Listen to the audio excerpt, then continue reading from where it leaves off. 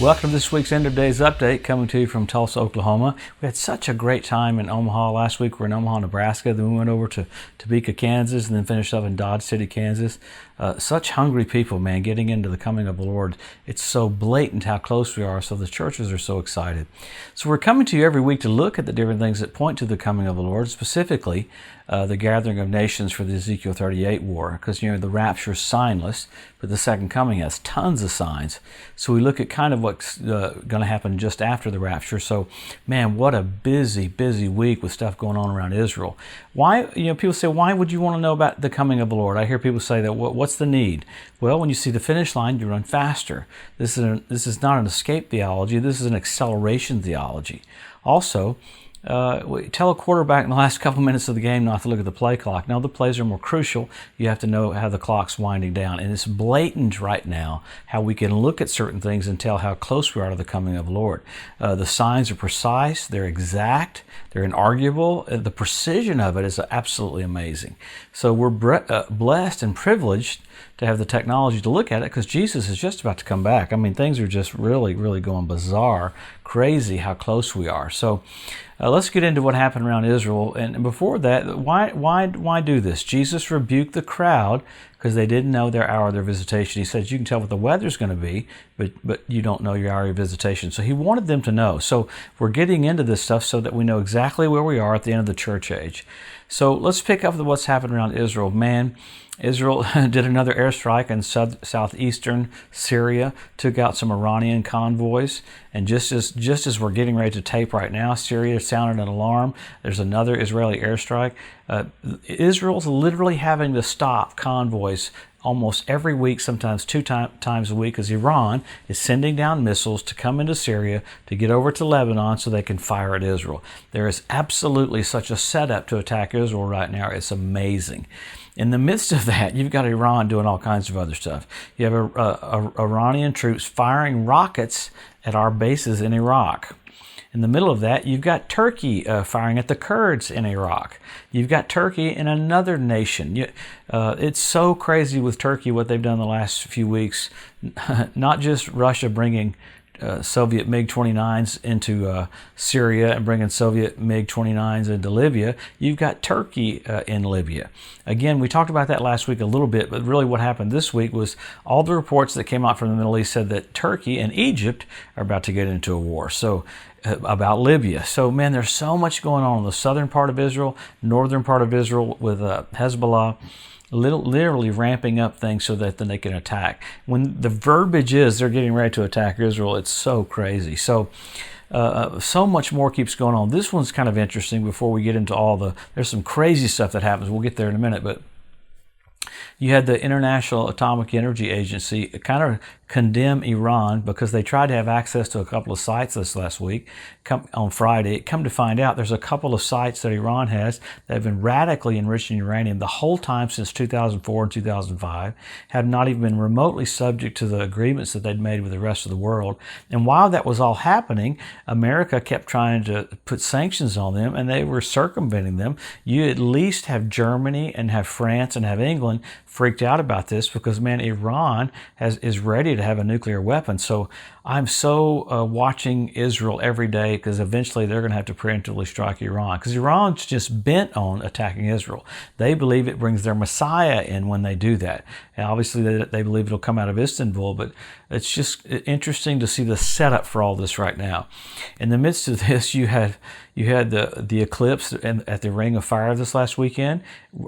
In conjunction with that, you had Satanist priests in Jerusalem talking about worshiping Satan. Satan is love, Lucifer's life, how they're ready to bring the Antichrist on the scene. How crazy. They canceled their event right at the last minute, but you got all this crazy stuff happening with the signs in the heavens. And then you have earthquake after earthquake after earthquake. There were so many this last week, I can't even name the nations. One that comes to mind, though, which was pretty wild, right after President Trump's rally in Tulsa, there was an earthquake in Tulsa. So you have a lot of things happening that are pointing to the coming of the Lord. Specifically, the pressure on Israel about the annexation of Judea and Samaria. Now, the amazing thing about that is they call it annexing Judea and Samaria. No, they won that land back in the 1967 war. If people don't want them to have that land, they shouldn't have surrounded Israel and tried to annihilate Israel. So there's so many things happening on that front with the EU bringing condemnation to Israel. Well, so much goes behind the scenes with Benjamin Netanyahu, Benjamin Gantz. There's all this war going on about what's going to happen with all this. So it's pretty intriguing to see what's happening. You got India and China firing shots at each other. Different news agencies said this is the Battle of Armageddon. No. This is they say so, Gog and Magog. Remember, Gog and Magog war is Russia and Turkey right after the rapture of the church. That's that war. Armageddon 7 years later. That's when the kings of the east, a 200 million man army, come over the Euphrates River. So all these things are being set up for us right in front of our eyes, specifically the stuff with Iran and Israel. I keep looking every morning to see that Damascus is removed from being a city, because Israel had to hit right outside of Damascus again. So like 3 or 4 locations that they're taking out these targets with Iranian troops. No mention even all in the news about the 53,000 Iranian troops that are in Syrian uniforms on the southern part of Syria. So, man, things are about to bust loose. So we're watching the setup for the coming of the Lord. It's so many details, it's hard to even get them out as quick as I can. But let's always go to the Scripture. We look at the verses that show us the signs. Always go to the Word. Number 1, Jesus said the generation that sees Israel made a nation and Jerusalem won back. This is in Luke 21. He said that generation won't pass away till all is fulfilled. So those 2 things happened, remarkable in our lifetime. How cool is that? But you've got more. You've got the Hebrew language restored. You've got the Ethiopian Jews brought back. You've got the fertility of the land of Israel. You have the revival of the Roman Empire. Just amazing to see things that you can tangibly look at. So you have that. I like the fertility of the land of Israel. It was so precious, Then you have the Temple Mount Institute. They're ready to have sacrifices. Kind of wild. They had a makeshift sacrifice this last year. They put in an altar in a truck, came right up to the Temple Mount, and had the sacrifice right there on the edge of the Temple Mount. The Sanhedrin met with the Benjamin Netanyahu and said, can we please use the Temple Mount for sacrifices? So much more has been happening in the last 2 weeks about the Temple Mount, but all these things are happening because Jesus is about to come back. So you had a fish show up in the Dead Sea. Ezekiel prophesied that 2,500 years ago. Happened this last year in 2019. You had the ritual baths around the Temple Mount fill up with water, first time in 2,000 years. You had foxes on the Temple Mount. That's Lamentations 5:18. So you have all these tangible things to look at to show us how close we are. So the Lord's about to come back.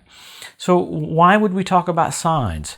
Well, the Lord gave us signs just like when you're on the freeway. If you're going from Oklahoma City to Tulsa, it's about 90 miles. The signs tell you where you are on the freeway.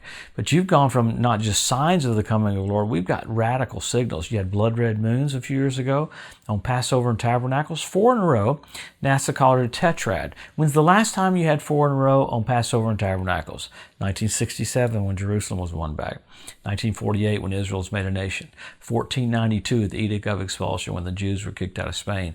So, I mean, you've got all this stuff happening that are signaling to us that the king is about to come back. Now, of course, the Bethlehem Star this last year, pretty radical to have that first time in 2,000 years.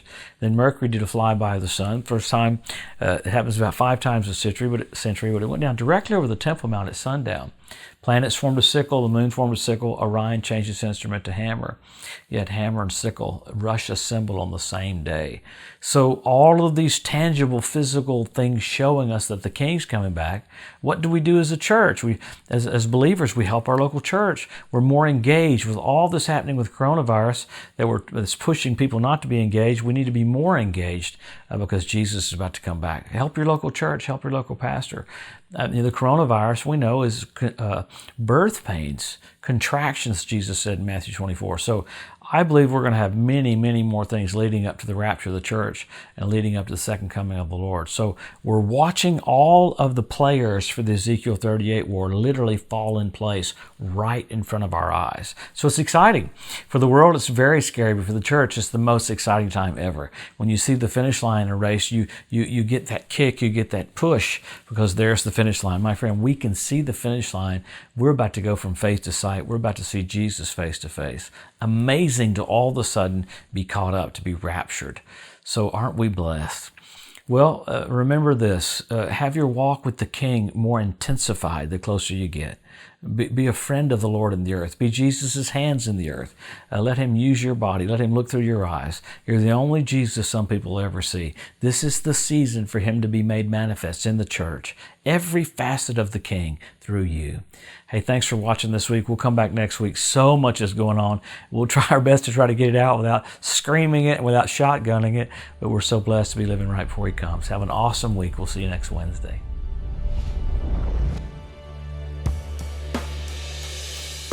Thanks for joining us today at the End of Days Update. If you'd like to be notified every time there's a new post, just go to the edu at josephmorris.com and subscribe to receive email alerts. If these posts and updates have been a blessing to you, please consider making a one-time donation to help get the message out, or even becoming a monthly partner with Joseph Morris Ministries. Thanks again for tuning in to the EDU, and we'll see you next week.